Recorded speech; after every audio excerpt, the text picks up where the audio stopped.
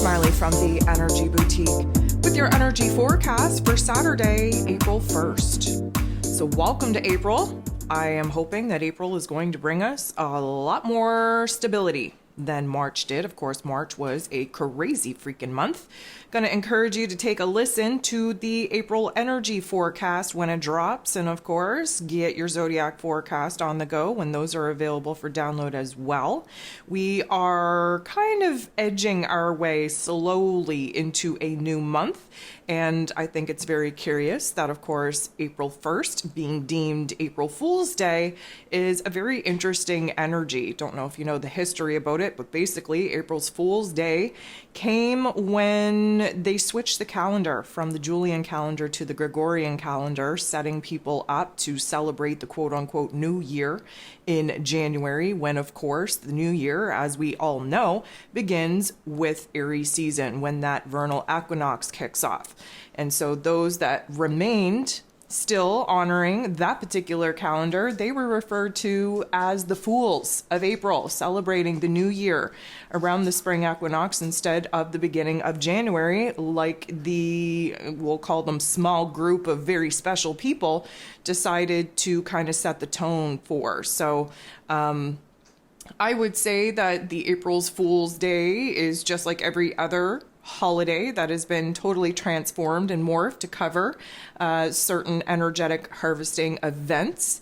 And there's nothing fun about lying and fooling and trickery. So I would really, really suggest that you refrain from taking part in those foolish April Fool's Day type of pranks.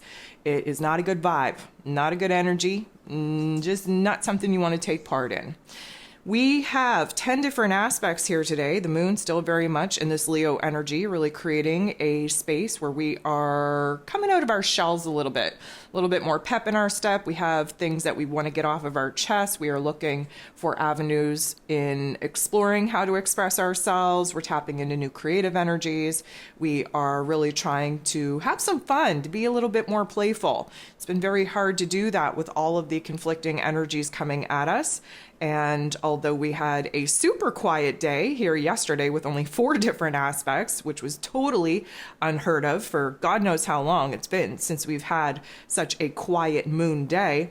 However, we're picking up the speed here just a tad with 10 different aspects. 7 of them involve the moon. So right out of the gate, we have Mercury and Neptune kind of meeting up, doing a little bit of a dance, if you will. And this is going to be good, kind of get our imaginations stirred up a tad. Mercury, of course, in this Aries energy, just spitballing some fire. We're just jumping from one idea to the next, really kind of gaining focus, if you will, on what it is that we want to take action on. Still having a lot of struggle with the confusion, blocking the clarity. However, Neptune, who is in its place of power in Pisces energy, who is all about our imagination, our fantasies, our dreams, our vision, our creativity, is going to lend us a little bit of an opportunity to kind of align with our higher selves and really move into that bigger, greater, grander headspace, really start kind of tapping into new ideas that not only sound good, but they feel good too. The moon will trine Chiron. This is a beautiful energy. We got some fire on fire action here. The moon, of course, in Leo energy. Chiron, of course, in Aries energy. This is a trine, which means that these energies are blending, harmonizing together very well. And what we're getting here is a huge amount of growth in being able to articulate within ourselves what it is that we need to say, what it is we got to get off our chest, what it is that we need to pursue. And we are doing everything that we can to be a little bit more expressive, to be a little bit more in a position to state how it is that we are thinking and feeling a little bit more clearly. And of course, when we find ourselves in those positions, there's a huge amount of growth, a huge amount of healing that kind of lays the foundation and framework for a major shift, a major transformation to take place in our emotional realm. Venus, the goddess of love, beauty, worth, pleasure, money, in her place of power in Taurus energy, is going to semi-square with Mars. Mars, of course, in Cancer energy. We have the masculine and feminine divine energies coming together here, creating a little bit of a tension point.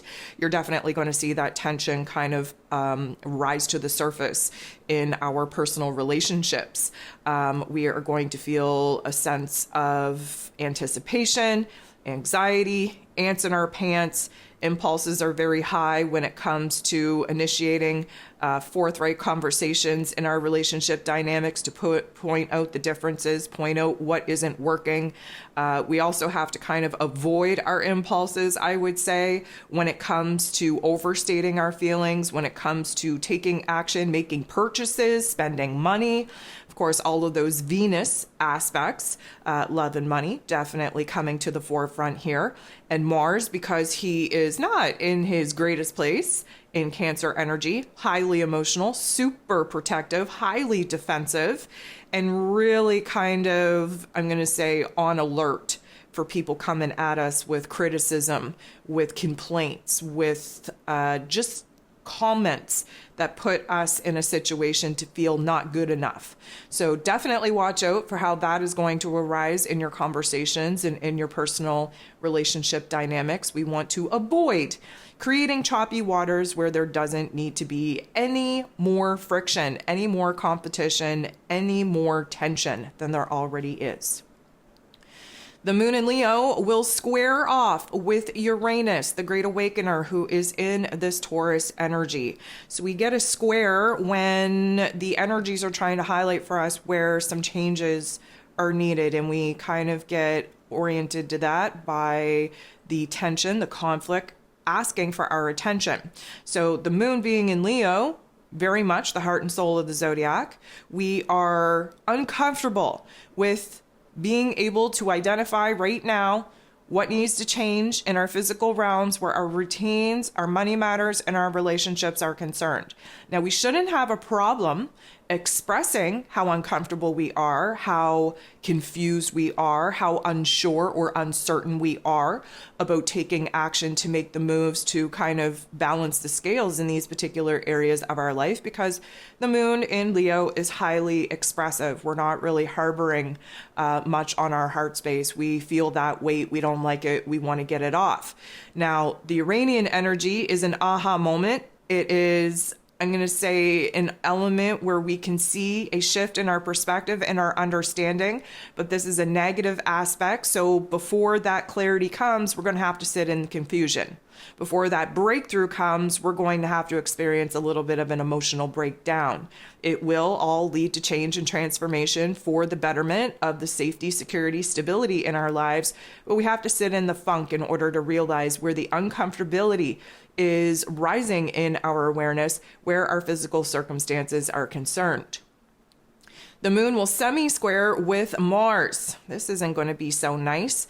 We are feeling a little bit agitated, a little bit frustrated, the lack of confusion, the lack of action, the lack of just knowing what it is that we're supposed to do. Now, may I remind you, we need to be grateful that Mars moved out of Gemini energy. We were sitting all up in that mental plane, debating the pros and cons, being torn on what it is that we should even do, because we were lacking inspiration, lacking physical energy, lacking direction, motivation, determination in that Gemini energy. Of course, it is a welcome change that we're out of that Gemini energy, but this Cancer energy is very tough because there is no stabilized energy source. There is no clear inspiration, motivation, or determination. It may come in flutters, it may come in waves, but Mars is very kind of ticked off that he's had his force, his aggression, his assertiveness removed, and instead, he has to get in touch with his feelings on what it is that he actually feels inspired to pursue. And those particular revelations are not coming as fast as he would like. So emotionally speaking, we're not feeling so happy. We're not feeling so creative. We're not feeling so inspired. And instead, the frustration, the restlessness, the ants in our pants, the agitation is becoming a little bit more prominent than what it is that we would prefer to have in our lives at this moment. The moon will square off with Venus. Venus, of course, the goddess of love, beauty, worth, pleasure, money, in her place of power in Taurus energy. This is pretty much the only grounding element that we have at this particular point in time. And it would kind of make sense that we're squaring off at this particular point in time, because Venus is very logical, very practical, very in touch with the here and now, taking a good look, reevaluating her current circumstances, what matters to her most, what brings her a sense of happiness, of joy, of pleasure, what brings her a sense of safety, security, and stability. Now, the moon in Leo tends to be a little bit overdramatic, right? A little bit attention seeking. And the stability, the groundedness that Venus is currently in Taurus prevents us from speaking out, from acting a fool, from being dramatic, from, taking the spotlight. We have to keep our senses about us. We have to keep our logic and practical demeanor to us. And we should all know by now that when you act out of character and you have an emotional outburst and you are a little bit dramatic, you are not taken as seriously as you want to be taken. The whole jam here, in order to actually be seen and heard and respected in the way that you express yourself, is to have a very cool, calm, and collected demeanor about you, and to be able to speak with confidence and clarity on what it is that isn't working for you and offer solutions on what would. And again, this has a major impact with the discord that we are currently experiencing with some of our personal relationships. The moon will then trine, which is a beautiful energy, with Jupiter, who is in Aries energy. Again, some fire on fire action. This is going to bring a little bit more of the optimistic outlook back into the realm of our existence. This is going to bump up our confidence, recognizing where it is that we are getting in touch with a certain part of us, realizing what is kind of bubbling up inside of us as far as excitement goes. Now, when I say excitement, let's hope that you're tapping into excitement. What I will also offer is that sometimes we have to tap into frustration and anger instead of excitement in order to motivate us to make the changes that we have to make. Jupiter, of course, is here to push us into new opportunities for us to grow, for us to expand not only our heart space, not only our mental plane, but expand the ability for us to rise in our potential. You cannot rise in your potential without changing the boundaries of your comfort zone. So this is going to magnify for us where it is that we are being inspired, are being motivated to make some changes, to be heart-led. Again, Leo energy, the heart and soul of the zodiac, and Jupiter shining a bright light on where it is that we have to initiate a brand new chapter, because of course he is in Aries energy. The moon will make a very, very positive aspect with Neptune. But here's the thing. We'll cover this, but let me just say this. This takes place at 10:24 a.m., okay, Eastern Standard Time. The moon interacting in a positive aspect with Neptune at this time is really allowing us to align with a vision, with a dream, with an intuitive insight, with an idea, with an amount of creativity on what it is that we want to pursue from here. That's not the deal. That's not the deal breaker that I'm talking about here. At 10:29 p.m., the moon will interact with Neptune again, just not in the nicest way. That is a 12-hour span, my friends, a 12-hour span that we have no activity in the sky, in the cosmos, with any planet. So the moon making a harmonious interaction with Neptune at 12:24 a.m. Eastern Standard Time is the last aspect that we will have until 10:29 p.m. Eastern Standard Time, where the moon bumps into Neptune again, this time not so good. So here's what I will say to you. The first aspect, early in the day, this is inspiring. This is motivating. We're catching a glimpse, a scene on what it is that we want to pursue, what it is that we're excited about, what it is that we're inspired and motivated to actually kind of chase after, actually bring to life, so to speak.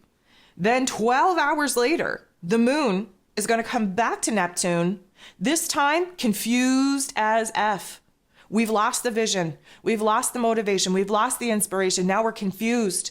Not only are we confused, we're overwhelmed. Not only are we overwhelmed, now we want to shut down. We want to disassociate. We want to escape. We want to run away. We want to avoid life, reality altogether. Why is that? Well, because we have other aspects going on in the cosmos right now that needs to illuminate for us our dreams, what it is that really is calling out to our heart space in order for us to kind of get the pick me up and go ahead to chase a new path, chase a new pursuit of happiness.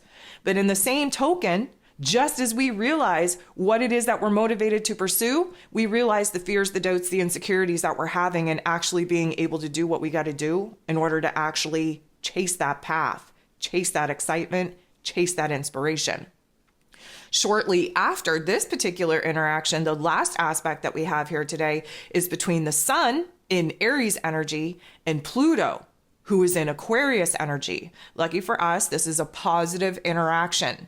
And what this brings to us is the Sun, of course, in Aries energy, shining a bright light on a different perspective. Pluto, of course, peels back the layers of our psyche, peels back the layers of the inner workings of our mind space, of our emotions. The Sun is our life force energy, our vitality, if you will, shining a bright light on what it is that we have to do in order to move forward. And in this Aries energy, it's about tapping into a new desire, tapping into a new creative energy, tapping into the boldness, the bravery, the courage to do what we got to do to push through the obstacles in order to get to where it is that we desire to be. And so the Sun and Pluto are coming together, illuminating for us a new layer of details that we haven't seen, shining a light on a different angle of the perspective that we haven't had, illuminating for us a new solution to some of the problems that we've been banging our heads against the wall over. And really where it is that we need to boss up. We need to kind of really rise to the challenge, to the occasion of entering into new karmic cycles. And we really need to kind of dig deep and understand that we're going to need a new level of energy and effort and inspiration and motivation that we haven't had in a very long time. This is going to need some extra elbow grease on our part in order to move into the mind space, really identify what's going on there to gain a focus, move into the heart space to identify what it is that we're actually being called to pursue, and then getting our shit together on multiple levels so that we can go ahead and orient to the type of direction of the path that we want to be pursuing and dig as deep as we possibly can to muster up the courage, the bravery, the boldness that we are going to need to take that leadership role, to blaze a brand new path, and to actually get to where it is that we desire to be.